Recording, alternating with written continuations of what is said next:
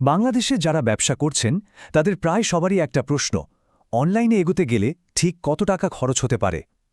Digital marketing নিয়ে তো আজকাল সবাই কথা বলছে, কিন্তু এর আসল খরচটা ঠিক কত? এই একটা প্রশ্নের উত্তর খুঁজতে গিয়ে কিন্তু অনেক ব্যবসায়ী কনফিউজড হয়ে যান। চলুন আজকে এই ব্যাপারটাই একটু ভেঙে দেখা যাক, আর আপনার ব্যবসার জন্য সঠিক বাজেটটা কিভাবে ঠিক করবেন সেটা জেনে নিই। কি পরিচিত লাগছে কথাগুলো? একদিকে কেউ হয়তো আপনাকে বলবে, আরে ভালো রেজাল্ট পেতে হলে তো মাসে কমপক্ষে 2 লাখ টাকা বাজেট রাখতেই হবে। আবার অন্যদিকে আপনারই কোনো বন্ধু হয়তো বলবে, কি যে বলিস, আমি তো 5,000 টাকা দিয়েই ক্যাম্পেইন চালাই। এই যে দুই রকম কথা, এর মধ্যে কোনটা ঠিক? মাথা ঘুরিয়ে দেওয়ার মতো অবস্থা, তাই না? আজকের এই আলোচনাটা মূলত এই ধোঁয়াশা কাটানোর জন্যই। তো আমরা পুরো বিষয়টাকে কয়েকটা ধাপে ভাগ করে নিয়েছি। প্রথমে আমরা দেখব অনলাইনে আসার একদম বেসিক খরচগুলো কি কি। এরপর ব্যবসার ডিজিটাল ঠিকানা মানে ওয়েবসাইটের খরচ নিয়ে কথা বলবো। তারপর দেখব ওয়েবসাইটে মানুষ আনার জন্য এসইও আর সোশ্যাল মিডিয়াতে কেমন খরচ হয়। আর যারা দ্রুত রেজাল্ট চান তাদের জন্য পেইড অ্যাডের খরচপাতিও দেখব। আর সবশেষে সবচেয়ে গুরুত্বপূর্ণ অংশ, কিভাবে একজন প্রফেশনালের মতো নিজের বাজেটটা ঠিক করা যায়। যে কোনো ব্যবসার ডিজিটাল যাত্রার প্রথম আর সবচেয়ে দরকারি জিনিসটা হলো একটা ওয়েবসাইট। এটাকে বলতে পারেন অনলাইনে আপনার দোকান বা অফিস। তো সবার আগে চলুন জেনে নেই এই ডিজিটাল বাড়িটা বানানোর ভিত্তি স্থাপন করতে কেমন খরচ হতে পারে। এই স্লাইডটা একটু খেয়াল করে দেখুন, খরচের মধ্যে কিন্তু আকাশ পাতাল তফাত। একজন ফ্রিল্যান্সারকে দিয়ে একটা সাধারণ ওয়েবসাইট হয়তো আপনি ৮ থেকে 18,000 টাকার মধ্যে বানিয়ে ফেলতে পারবেন, কিন্তু ওই একই কাজের জন্য ঢাকার একটা প্রিমিয়াম এজেন্সি কিন্তু 50 থেকে 90,000 টাকাও চাইতে পারে। আবার যদি ই-কমার্স সাইট হয় তাহলে তো খরচের পার্থক্য আরও বেশি। তবে এখানে একটা ব্যাপার আছে, মাঝারি মানের এজেন্সিগুলো প্রায় খরচ আর সার্ভিসের মধ্যে একটা দারুণ ব্যালেন্স করে। নতুন ব্যবসার জন্য এটা কিন্তু একটা ভালো অপশন হতে পারে। কিন্তু এখানেই শেষ না। ওয়েবসাইট বানানো কিন্তু একবারের খরচ নয়, এর সাথে আরও কিছু খরচ আছে যেগুলো চলতেই থাকে। আর অনেকেই শুরুতে এটা হিসাবে ধরেন না। যেমন আপনার ওয়েবসাইটের যে নামটা মানে ডোমেন, সেটা প্রতি বছর রিনিউ করতে হয়। সাইটের ফাইলগুলো যেখানে থাকে সেই হোস্টিংয়ের জন্য বছরে বছরে টাকা দিতে হয়।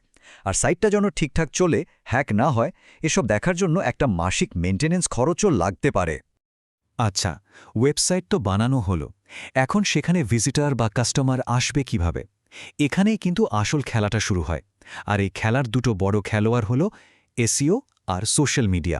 চলুন দেখি লম্বা সময়ের জন্য অনলাইনে পরিচিতি তৈরি করতে এই দুই জায়গায় কেমন খরচ হতে পারে। এসইও কিন্তু সব ব্যবসার জন্য একরকম না। ধরুন আপনার ব্যবসাটা একটা নির্দিষ্ট এলাকার মধ্যে, যেমন একটা বেকারি বা ডেন্টিস্টের চেম্বার। সেক্ষেত্রে আপনার জন্য লোকাল এসইওই যথেষ্ট, আর এর খরচটাও তুলনামূলকভাবে কম। কিন্তু আপনার ব্যবসা যদি সারা দেশ জুড়ে হয়, যেমন একটা বড় ই-কমার্স সাইট বা কোনো ফিনটেক কোম্পানি, তখন আপনার লাগবে ন্যাশনাল এসইও, আর সেটার জন্য বিনিয়োগটাও বেশ বড় করতে হবে। এবার আসি সোশ্যাল মিডিয়ার কথায়। একটা ছোট ব্যবসার জন্য একটা সাধারণ সোশ্যাল মিডিয়া ম্যানেজমেন্ট প্যাকেজে সাধারণত কি পাওয়া যায়? এর মধ্যে নর্মালি থাকে মাসে 30টা মতো পোস্টের জন্য সুন্দর ডিজাইন বা গ্রাফিক্স তৈরি করা, সাথে কন্টেন্ট বা ক্যাপশন লেখা, আর আপনার পেড ক্যাম্পেইনগুলো ম্যানেজ করা। তো এই রকম একটা স্ট্যান্ডার্ড সোশ্যাল মিডিয়া প্যাকেজের জন্য বাংলাদেশে সাধারণত মাসে প্রায় 15,000 টাকার মতো খরচ হয়। এটাকে একটা স্টার্টিং পয়েন্ট হিসেবে ধরতে পারেন। তবে অবশ্যই মনে রাখবেন, এই খরচটা কিন্তু এজেন্সির কোয়ালিটি আর আপনার ব্যবসার প্রয়োজন অনুযায়ী কম বা বেশি হতে পারে।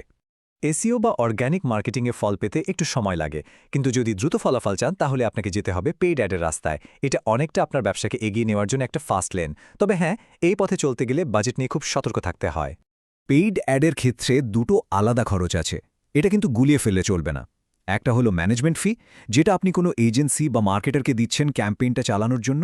আর দ্বিতীয়টা হলো আসল অ্যাড স্পেন্ড, মানে যে টাকাটা সরাসরি ফেসবুক বা গুগলকে দেওয়া হচ্ছে আপনার বিজ্ঞাপনটা দেখানোর জন্য। এক এক প্ল্যাটফর্মে প্রতিটা ক্লিকের খরচও কিন্তু এক এক রকম। যেমন ফেসবুক বা ইনস্টাগ্রামে তুলনামূলক কম খরচে, মানে 5 থেকে 20 টাকার মধ্যে একটা ক্লিক পাওয়া যেতে পারে। কিন্তু গুগলে ব্যাপারটা অন্যরকম। বিশেষ করে যদি আপনার ইন্ডাস্ট্রিটা খুব কম্পিটিটিভ হয়, যেমন ফিন্যান্স বা রিয়েল এস্টেট, তাহলে সেখানে একটা ক্লিকের জন্য 100 টাকার বেশিও খরচ হয়ে যেতে পারে। এতক্ষণ তো আমরা জানলাম কোন খাতে কেমন খরচ হতে পারে, কিন্তু আসল প্রশ্নটা হলো আপনার ব্যবসার জন্য সঠিক বাজেটটা আপনি ঠিক করবেন কিভাবে? শুধু খরচের তালিকা জানলেই তো হবে না, তাই না? চলুন এখন সেই কৌশলগুলোই দেখে নেওয়া যাক। মার্কেটিং কতটা কাজে লাগছে সেটা মাপার জন্য সিপিএ খুবই গুরুত্বপূর্ণ একটা জিনিস। সহজ বাংলায়, একজন নতুন কাস্টমার পেতে আপনার মোট কত টাকা খরচ হলো সেটাই আপনার সিপিএ। ধরুন আপনি বিজ্ঞাপনে ১,০০০ টাকা খরচ করে ১০ জন নতুন কাস্টমার পেলেন, তাহলে আপনার সিপিএ হল ১০০ টাকা। সিম্পল। এখন প্রশ্ন হলো ১০০ টাকা সিপিএ এটা কি ভালো না খারাপ? এর উত্তরটা একা একা সিপিএ দিতে পারে না।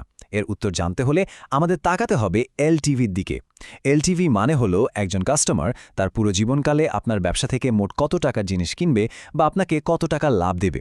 যদি একজন কাস্টমার আপনাকে সারা জীবনে ৫,০০০ টাকা লাভ এনে দেয়, তাহলে তার জন্য ১০০ টাকা খরচ করাটা তো অবশ্যই একটা দারুণ বিনিয়োগ।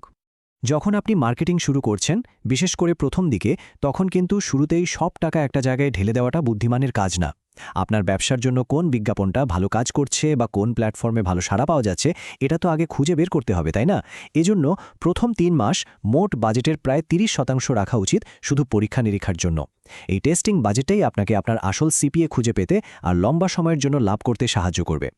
তাহলে দিন শেষে প্রশ্নটা কিন্তু একটাই, ডিজিটাল মার্কেটিংয়ের জন্য যে টাকাটা খরচ করা হচ্ছে সেটাকে কি শুধু একটা খরচ হিসেবে দেখা হবে, নাকি একটা দীর্ঘমেয়াদী বিনিয়োগ হিসেবে? যদি সঠিকভাবে পরিকল্পনা করা যায় আর ঠিকঠাক ফলাফল মাপা যায়, তাহলে প্রতিটি টাকায় আপনার ব্যবসার জন্য একটা মূল্যবান বিনিয়োগ হয়ে উঠতে পারে।